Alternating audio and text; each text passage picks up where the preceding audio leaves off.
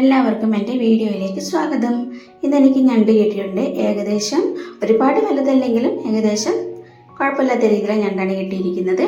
ഇത് നമുക്ക് തോടൊക്കെ കളഞ്ഞ് നന്നായി കഴുകി വൃത്തിയാക്കിയിട്ട് എടുത്തിട്ടുണ്ട്. ഇത് ചട്ടിയിലേക്ക് ഇട്ട് കൊടുക്കാം. അതിനുശേഷം നമുക്കിതിലേക്ക് ഇൻഗ്രീഡിയൻസ് ഒക്കെ ചേർത്ത് കൊടുക്കാം. അല്പം വെളുത്തുള്ളിയും അല്പം ഇഞ്ചിയും 3 പച്ചമുളക് നീളത്തിലരിഞ്ഞതും കൂടി ചേർത്ത് കൊടുത്തിട്ടുണ്ട്. അതിനുശേഷം നമുക്ക് 2 പഴുത്ത തക്കാളിയും 1 ഉള്ളിയും കൂടി അരിഞ്ഞ് ചേർത്ത് കൊടുക്കാം. അതിനുശേഷം നമുക്ക് ഇതിലേക്ക് വേണ്ട മസാലകളൊക്കെ ഇട്ട് കൊടുക്കാം. 1 സ്പൂൺ മുളക് പൊടിയും അല്പം മഞ്ഞൾപ്പൊടിയും ഇതിന് പാകത്തിന് വേണ്ട ഉപ്പും കൂടി ചേർത്ത് കൊടുക്കുന്നുണ്ട്. ഇനി ഇതിലേക്ക് 1 സ്പൂൺ കുരുമുളക് പൊടിയും കൂടി ചേർത്ത് കൊടുക്കുന്നുണ്ട്.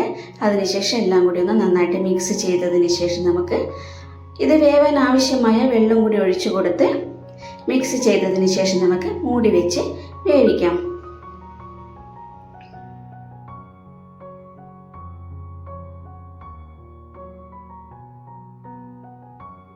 നന്നായിട്ട് വെന്ത് വന്നിട്ടുണ്ട്. മസാലയൊക്കെ ഞണ്ടിലേക്ക് നന്നായി പിടിച്ചിട്ടുണ്ട്.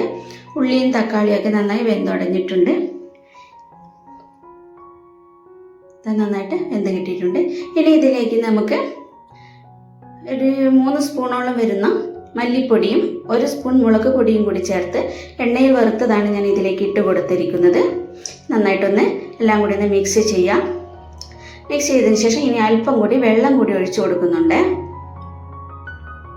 വെള്ളം കൂടി ഒഴിച്ചു കൊടുത്തതിന് ശേഷം എല്ലാം കൂടി ഒന്നും കൂടി മിക്സ് ചെയ്തതിന് ശേഷം നമുക്ക് തിളച്ചതിന് ശേഷം നമുക്കിത് റെഡി ആയിട്ടുണ്ട്. ഇനി ഇതിലേക്ക് നമുക്ക് വറുത്തൊഴിക്കാം. ഞാൻ ഇതിലേക്ക് കടുകല്ല വറുത്തൊഴിക്കുന്നത്, ഉള്ളിയാണ്. ഉള്ളിയും കറിവേപ്പിലയും കൂടി നമുക്ക് ഇതിലേക്ക് വറുത്തൊഴിക്കാം. ഞണ്ട് വരട്ടിയതിലേക്ക് ഉള്ളി വറുത്തൊഴിക്കുന്നതായിരിക്കും ഏറ്റവും നല്ല ടേസ്റ്റ് ഉണ്ടാവല്. നമുക്കിത് ചപ്പാത്തി പൊറോട്ടയുടെയൊക്കെ കൂടെ കഴിക്കാൻ നല്ല അടിപൊളി ടേസ്റ്റിയായ നല്ലൊരു കറിയാണ്. കണ്ട നോക്കിയാൽ നല്ല കുറുകി വന്ന നല്ല അടിപൊളി ടേസ്റ്റിയായ നല്ല കറിയാണ്. എല്ലാവരും ഇതുപോലെ ഒന്ന് ട്രൈ ചെയ്യൂ. Thank you.